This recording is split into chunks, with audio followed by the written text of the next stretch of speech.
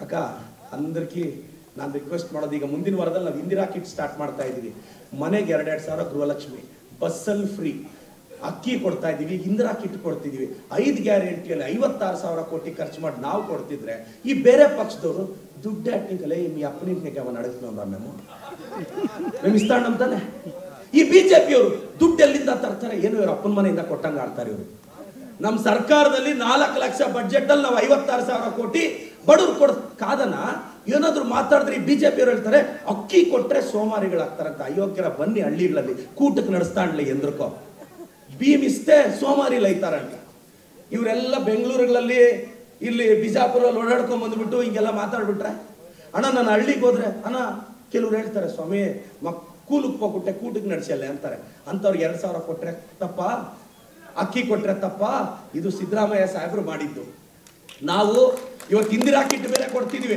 ಬರೀ ಅಕ್ಕಿ ಕೊಟ್ರೆ ಅವ್ರಿಗೆ ಸಕ್ಕರೆ ಖಾರ ಇದು ಇವೆಲ್ಲ ಬೇಕು, ಆಯಿಲ್ ಅಂತ ಎಲ್ಲ ಬೇಕು ಅಂತೇಳಿ ಇಂದಿರಾ ಕಿಟ್ ಮಾಡಿ ಇನ್ನೊಂದು 1 or 2 months ಇಂದ ಅದು ಸ್ಟಾರ್ಟ್ ಆಗುತ್ತೆ ಅಂತ ಹೇಳ್ತಾ, ನಿಮ್ಮ ರಕ್ತ ಸಿದ್ದರಾಮಯ್ಯ ಸಾಹೇಬರು ಈ ರಾಜ್ಯ ರೂಲ್ ಮಾಡ್ತಿರೋದು. ದೇಶದ ಅತಿ ದೊಡ್ಡ OBC ನಾಯಕ ಯಾರಾದ್ರೂ ಇದ್ರೆ ಅದು ಸಿದ್ದರಾಮಯ್ಯ ಸಾಹೇಬರು. ಪ್ರಶ್ನಾತೀತ ನಾಯಕ ಇದ್ರೆ ಅದು ಸಿದ್ದರಾಮಯ್ಯ ಸಾಹೇಬರು. ಈ ರಾಜ್ಯವನ್ನ ಇಷ್ಟು ಸುಭಿಕ್ಷವಾಗಿ ಇಟ್ಟಿದ್ದಾರೆ ಅಂದ್ರೆ ಅದಕ್ಕೆ ಸಿದ್ದರಾಮಯ್ಯ ಸಾಹೇಬ್ರ ಕಾರಣ. ಸಿದ್ದರಾಮಯ್ಯ ಅಂದ್ರೆ ಅದೊಂದು ನೇಮ್ ಅಲ್ಲ, ಇದು ಬ್ರ್ಯಾಂಡ್. ಅದೊಂದು ಬ್ರ್ಯಾಂಡ್, ಅದು ಸಿದ್ದರಾಮಯ್ಯ ಸಾಹೇಬರು ಅನ್ನೋದು ಅಂತ ಹೇಳ್ತಾ ನನ್ನೆಲ್ಲ ತಂಡಕ್ಕೆ ವಿಶೇಷ ಸಿದ್ದರಾಮಯ್ಯ ಸಾಹೇಬ್ರ ಬಗ್ಗೆ ಸತತವಾಗಿ ನಿಂತಿದ್ದೀನಿ. ಯಾಕೆ ಅಂದ್ರೆ ಅವರು ಅಂದ್ರೆ ನಮಗ್ ಪ್ರೀತಿ, ಗೌರವ. ನಮ್ಮಂತ ಹುಡುಗರನ್ನ ಬೆಳೆಸ್ತಾ ಇದ್ದಾರೆ.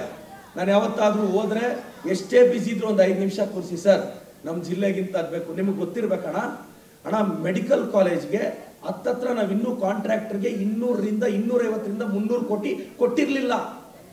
ನಾವು ಸಿದ್ದರಾಮಯ್ಯ ಸಾಹೇಬ್ರ ಹತ್ರ ಹೋಗಿ, ಸರ್ ಅಲ್ಲಿ ಮುದ್ದೇನಹಳ್ಳಿ ಹಾಸ್ಟೆಲ್ ಮಕ್ಕಳಿಗೆ ಸಮಸ್ಯೆ ಆಗ್ತಿದೆ ಸರ್, ಆ ಕಾಂಟ್ರಾಕ್ಟರ್ ನಾವು ಇನ್ನೂ 300 ಕೋಟಿ ಕೊಡಬೇಕು ಸರ್, GST ಎಲ್ಲ ಸೇರಿ. ಅಲ್ಲಿ ಕಾಲೇಜ್ ಓಪನ್ ಆಗ್ಬೇಕು ಅಂದ್ರೆ ಕಾಂಟ್ರಾಕ್ಟರ್ನ ಕರೆಸಿ ನಾವು ಕ್ಯಾಬಿನೆಟ್ ಅಲ್ಲಿ ಇಟ್ಟು ಕೊಡ್ತೀವಿ, ಕಾಲೇಜ್ ಹ್ಯಾಂಡ್ ಓವರ್ ಮಾಡುವಂತ 300 ಕೋಟಿ ಬ್ಯಾಲೆನ್ಸ್ ಇದ್ರು ಚಿಕ್ಕಬಳ್ಳಾಪುರದ ಮಕ್ಕಳ ಭವಿಷ್ಯಕ್ಕೋಸ್ಕರ ಮೆಡಿಕಲ್ ಕಾಲೇಜ್ ಇಮಿಡಿಯೇಟ್ ಆಗಿ ಸ್ಟಾರ್ಟ್ ಮಾಡ್ಸಕ್ಕೆ ಅವತ್ತು ಅನುಮತಿ ಕೊಟ್ಟರು. ಇವತ್ತು ಫ್ಲವರ್ ಮಾರ್ಕೆಟ್ಗೆ 140 ಕೋಟಿ ಕೊಟ್ಟರು ಸಿದ್ದರಾಮಯ್ಯ ಸಾಹೇಬರು. ಯಾವತ್ತಾದ್ರೂ ಕೆಲವರೆಲ್ಲ ಮುಖ್ಯಮಂತ್ರಿಗಳ ಹಿಂದೆ ಮುಂದೆ ಇದ್ರು ಅಳಬ್ರು, ನಂದಿ ಬೆಟ್ಟದಲ್ಲಿ ಕ್ಯಾಬಿನೆಟ್ ಆಗಿ ಮಾಡ್ಸಕ್ಕಾಯ್ತಾ? ಏನು ಮಾಡ್ಸಕ್ಕಾಗ್ಲಿಲ್ಲ. ನಾವು ರಿಕ್ವೆಸ್ಟ್ ಮಾಡಿದ್ವಿ, ಸರ್ ಆ ಭೋಗನಂದೀಶ್ವರನ ಆಶೀರ್ವಾದದಿಂದ ನಾನು MLA ಆಗಿದ್ದೀನಿ ಸರ್, ಅಲ್ಲಿ ಬಂದು ನೀವು ಕ್ಯಾಬಿನೆಟ್ ಮಾಡಬೇಕು ಸರ್, ನನಗೆ ಒಳ್ಳೇದಾಗಬೇಕು ಸರ್ ಅಂದರೆ ಹಿಂದೆ ಮುಂದೆ ನೋಡದೆ ನಂದಿಯಲ್ಲಿ ಬಂದು ಕ್ಯಾಬಿನೆಟ್ ಮೀಟಿಂಗ್ ಮಾಡಿ ನನಗೆ ಸಹಕಾರ ಕೊಟ್ಟರು.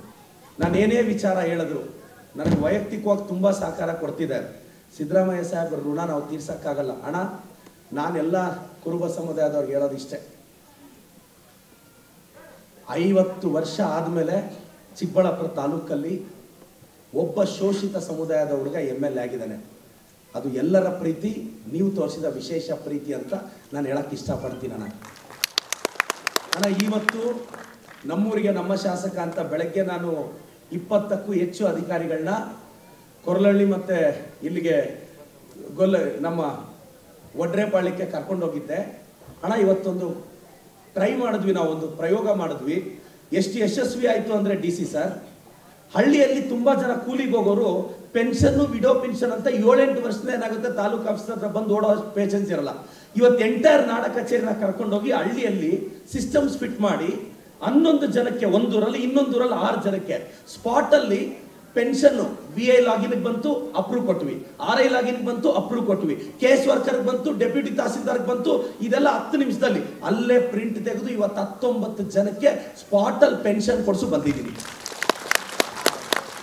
ಅವರು ಹಳ್ಳಿಯಲ್ಲಿ ಅವ್ರ ಸರ್ಕಲ್ ಅಲ್ಲಿ ಜನರೇಟರ್ ಇಟ್ಕೊಂಡು ಪ್ರಿಂಟರ್ ಇಟ್ಕೊಂಡು 19 ಜನಕ್ಕೆ ಅವ್ರ ಅದೇ ತಾಲೂಕು ಆಫೀಸ್ಗೆ ಕನಿಷ್ಠ VI ಹತ್ರ ಒಂದ್ಸಲ, RI ಹತ್ರ ಒಂದ್ಸಲ, ತಹಸೀಲ್ದಾರ್ ಹತ್ರ 20 ದಿನ ಅಲಿಬೇಕಾಗಿತ್ತು.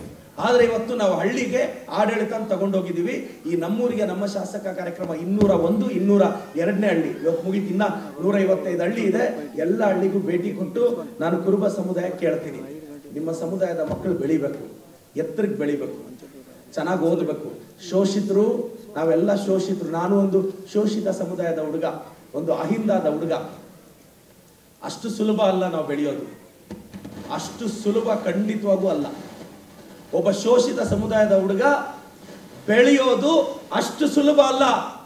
ಆದ್ರೆ ನನ್ನ ಮುಖ್ಯಮಂತ್ರಿಗಳು, ಉಪಮುಖ್ಯಮಂತ್ರಿಗಳು, ನನ್ನ ಕಾಂಗ್ರೆಸ್ ಪಕ್ಷ ಇವತ್ತು ನನಗೆ ಬಿ ಫಾರ್ಮ್ ಕೊಟ್ಟು ನಾನು MLA ಮಾಡಿದೆ ಅಂದ್ರೆ ಒಂದು ಶೋಷಿತ ಸಮುದಾಯಕ್ಕೆ ನನ್ನ ಪಕ್ಷ, ನನ್ನ ರಾಹುಲ್ ಗಾಂಧಿ ಕೊಟ್ಟಿರೋ ಕೊಡುಗೆ ಇದು ಅಂತ ನಾನು ಹೇಳಕ್ ಇಷ್ಟಪಡ್ತೀನಿ.